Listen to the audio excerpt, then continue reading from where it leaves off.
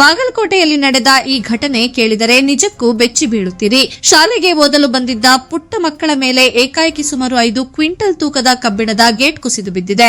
ಈ ನಿರ್ಲಕ್ಷ್ಯದ ಬೆಲೆ ಈಗ ಅಮಾಯಕ ಮಕ್ಕಳು ಕಟ್ಟಬೇಕಾದ ಪರಿಸ್ಥಿತಿ ಬಂದಿದೆ.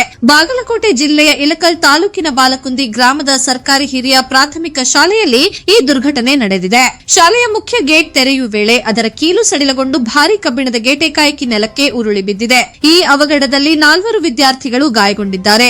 ಗಾಯಗೊಂಡವರಲ್ಲಿ ನಯನಾ ಕುಮಾರಿ ಎಂಬ ವಿದ್ಯಾರ್ಥಿನಿಯ ಸ್ಥಿತಿ ಗಂಭೀರವಾಗಿದೆ. ಸುಮಾರು 5 ಕ್ವಿಂಟಲ್ ತೂಕದ ಗೇಟ್ ನೇರವಾಗಿ ಆಕೆಯ ಮೇಲೆ ಬಿದ್ದ ಪರಿಣಾಮ ಮುಖಕ್ಕೆ ತೀವ್ರ ಗಾಯಗಳಾಗಿದ್ದು ಹೆಚ್ಚಿನ ರಕ್ತಸ್ರಾವ ಉಂಟಾಗಿದೆ. ಮೊದಲಿಗೆ ಇಳಕಲ್ ಸರ್ಕಾರಿ ಆಸ್ಪತ್ರೆಗೆ ದಾಖಲಿಸಿ ನಂತರ ಹೆಚ್ಚಿನ ಚಿಕಿತ್ಸೆಗೆ ಬಾಗಲಕೋಟೆಯ ಖಾಸಗಿ ಆಸ್ಪತ್ರೆಗೆ ಸ್ಥಳಾಂತರಿಸಲಾಗಿದೆ. ಉಳಿದ 3 ವಿದ್ಯಾರ್ಥಿಗಳು ಕೂಡ ಇಳಕಲ್ ಆಸ್ಪತ್ರೆಯಲ್ಲಿ ಚಿಕಿತ್ಸೆ ಪಡೆಯುತ್ತಿದ್ದಾರೆ. ಸ್ಥಳೀಯರ ಆರೋಪದ ಪ್ರಕಾರ ಇದೇ ಶಾಲೆಯ ಗೇಟ್ ಕಳೆದ ವರ್ಷವೂ ಕುಸಿದಿತ್ತು. ಗೇಟ್ ಅಪಾಯಕಾರಿಯಾಗಿದೆ ಎಂದು ಹಲವು ಬಾರಿ ಶಾಲಾ ಅಧಿಕಾರಿಗಳಿಗೆ ದೂರು ನೀಡಿದರೂ ಶಾಶ್ವತ ದುರಸ್ತಿ ಮಾಡಲಾಗಿಲ್ಲ ಎನ್ನಲಾಗಿದೆ. ಈ ನಿರ್ಲಕ್ಷ್ಯವೇ ಇಂದಿನ ಭೀಕರ ಅವಘಡಕ್ಕೆ ಕಾರಣ ಎಂಬ ಆರೋಪ ಕೇಳಿಬರುತ್ತಿದೆ. ಈ ಘಟನೆ ಬಗ್ಗೆ ಸಾರ್ವಜನಿಕರು ತೀವ್ರ ಆಕ್ರೋಶ ವ್ಯಕ್ತಪಡಿಸುತ್ತಿದ್ದು ತಪ್ಪಿತಸ್ಥರ ವಿರುದ್ಧ ಕಠಿಣ ಕ್ರಮ ಕೈಗೊಳ್ಳಬೇಕು ಮತ್ತು ರಾಜ್ಯದ ಎಲ್ಲ ಶಾಲೆಗಳ ಸುರಕ್ಷತೆಯನ್ನು ತಕ್ಷಣ ಪರಿಶೀಲಿಸಬೇಕು ಎಂಬ ಒತ್ತಾಯ ಕೇಳಿಬರುತ್ತಿದೆ. ಈ ಘಟನೆಯ ಬಗ್ಗೆ ನಿಮ್ಮ ಅಭಿಪ್ರಾಯವೇನು? ಕಾಮೆಂಟ್ನಲ್ಲಿ ತಿಳಿಸಿ.